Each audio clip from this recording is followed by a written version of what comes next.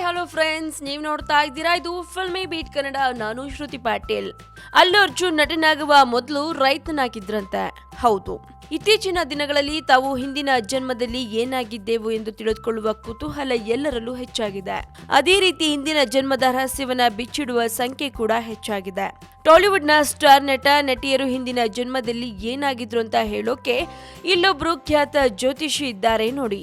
ಖ್ಯಾತ astro psychologist SV Naganath ಅವರು ಅಲ್ಲು ಅರ್ಜುನ್ ಕೆಲ ದಿನಗಳ ಹಿಂದೆ ಭೇಟಿಯಾಗಿದ್ರು. ಭೇಟಿಯಾದ ಉದ್ದೇಶ ಮಾತ್ರ ತಿಳಿದಿಲ್ಲ. SV ನಾಗನಾಥ್ ಅವರು ಟಿವಿಯಲ್ಲಿ ಜನ್ಮಾಂತರದ ಕತೆ ಹೇಳುವುದರಲ್ಲಿ ಫೇಮಸ್. ಹಾಗೆ ಮಾನವನಿಗೂ ವಿಜ್ಞಾನಕ್ಕೂ ಇರುವ ವೈಜ್ಞಾನಿಕ ಕನೆಕ್ಷನ್ ಬಗ್ಗೆಯೂ ಹೇಳ್ತಾರೆ. ಇವರು ಸೆಲೆಬ್ರಿಟಿಗಳ ಹಳೆ ಜನ್ಮದ ಬಗ್ಗೆ ಮಾತನಾಡುತ್ತಾ ಅಲ್ಲು ಅರ್ಜುನ್ ಹೋದ ಜನ್ಮದಲ್ಲಿ ಏನಾಗಿದ್ರು ಅಂತ ಹೇಳಿದ್ದಾರೆ. ಅಲ್ಲು ಅರ್ಜುನ್ ಹೋದ ಜನ್ಮದಲ್ಲಿ ಉತ್ತರ ಭಾರತದ ಪ್ರದೇಶವೊಂದರಲ್ಲಿ ರೈತನಾಗಿದ್ರಂತೆ.